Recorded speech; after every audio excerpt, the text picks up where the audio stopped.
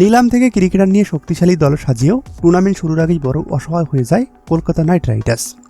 ইনজুরিতে পরে আইপিএল থেকে ছিটকে যান মাতিসা পাতিরানা ও হর্ষিত রানা। আর ভারতের উগ্রবাদী হিন্দুত্ববাদীদের হুমকির মুখে শেষ পর্যন্ত মোস্তাফিজুর রহমানকে ছেড়ে দেয় কলকাতা নাইট রাইডার্স। ফর্মে নেই আসরের সর্বোচ্চ দামি ক্রিকেটার ক্যামেরুন গ্রিন, যার ফলে সময়টা খুব ভালো যাচ্ছে না তিনবারের চ্যাম্পিয়নদের। আইপিএলের চলতি আসরে খেলছে 10 দল, আর প্রতিটি দলকে গ্রুপ পর্বে 14টি করে ম্যাচ খেলতে হবে। এর মধ্যে 7টি ঘরের ম্যাচ আর 7টি বাইরে।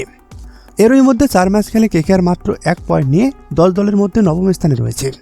টেবিলের তলানি থেকে প্লে অফ খেলতে হলে কলকাতাকে কঠিন পথ পাড়ি দিতে হবে। এখনও কেকেআরের সামনে 10 ম্যাচ বাকি, তবে এখনও প্লে অফের দরজা পুরোপুরি বন্ধ হয়ে যায়নি কলকাতার জন্য। প্লে অফে যেতে হলে 10 ম্যাচের অন্তত 8টিতে জিততে হবে। এর পাশাপাশি দলকে নেট রানের দিকেও বিশেষ নজর রাখতে হবে। প্লে অফের যোগ্যতা অর্জনের জন্য সাধারণত কোনো দলের কমপক্ষে 16 থেকে 18 পয়েন্ট প্রয়োজন। যদি কলকাতা 8টি ম্যাচ জিততে সক্ষম হয় তবে তাদের পয়েন্ট হবে 17। তখন প্লে অফে যাওয়ার পথটা পরিষ্কার হয়ে যাবে।